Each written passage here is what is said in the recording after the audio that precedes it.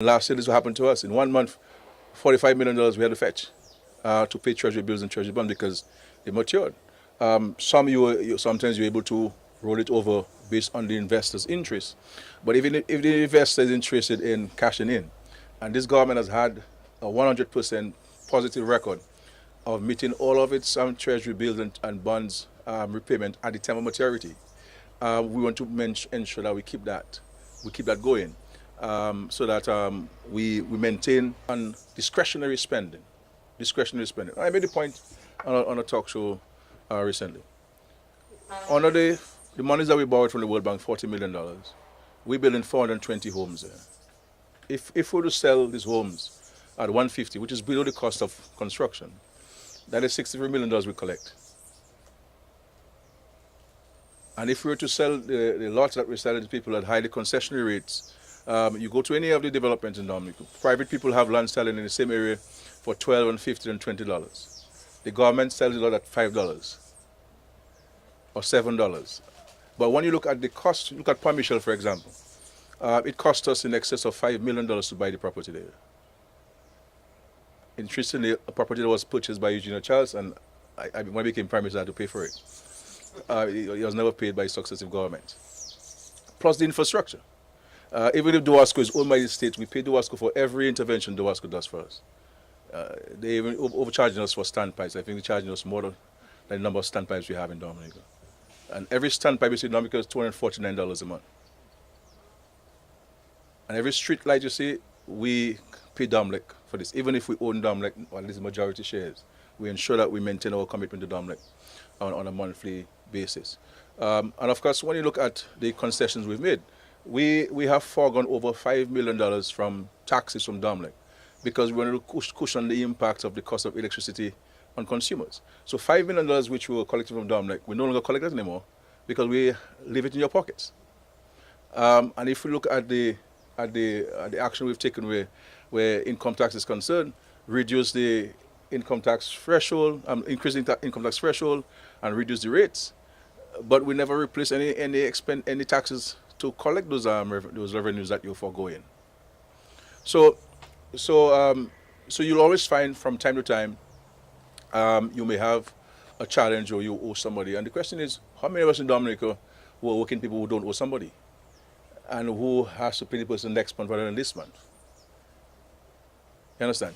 But we believe that the investments that we're making now, where agriculture is concerned, where healthcare is concerned, where public infrastructure is concerned, roads and bridges and the international airport and geothermal and the roads enhancement project and so forth, these projects, in our view, are what going to really take us to the next level. And the reality is, I mean, Dominicans who live overseas, you'll be surprised to know the extent to which they're buying properties here in Dominica. And non-Dominicans are eyeing Dominica as the next place, once we can get those infrastructure in place.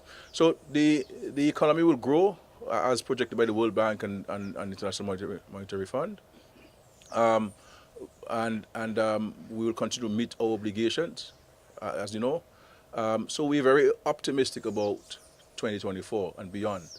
And people should not look at, okay, well, the government owing this person, this contractor some money, or that's as the signs of the economy. The signs of the economy is that you are spending, you are investing in historical projects that were elusive to all successive governments, and we are now investing it in the most challenging time of the world, the most uncertain period in the world, as we speak. And of course, all of the issues you have in the Middle East now, and of course between Israel and Gaza and the Palestinians and the Russia-Ukraine war affecting supply chain matters and so forth. We are advancing those projects. So those projects are the ones that are going to really bring the windfall, in our view, to the country for the future. So we're focusing on big things in the government, big ticket items we're focusing on. You understand? And I believe that these will be legacy economic projects. Not my legacy, the country's legacy. It will be legacy economic projects that are really going to propel Dominica to truly to the next level of its economic pursuits. Yes, sure. As we draw closer to Carnival Monday and Tuesday, we had a gun amnesty that probably did not work on it. Many people didn't come forward. What's your plans or government's plans in ensuring security, full security to the Well, the police, as you know, have always stated that they have zero tolerance where guns are concerned, and especially during carnival time, is zero tolerance on any type of weapons. And Dominicans and visitors to Dominica can be assured that we shall have a peaceful and incident-free carnival.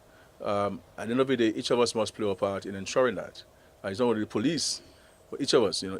If I'm leaving my home with a knife, what am I doing with a knife in the van?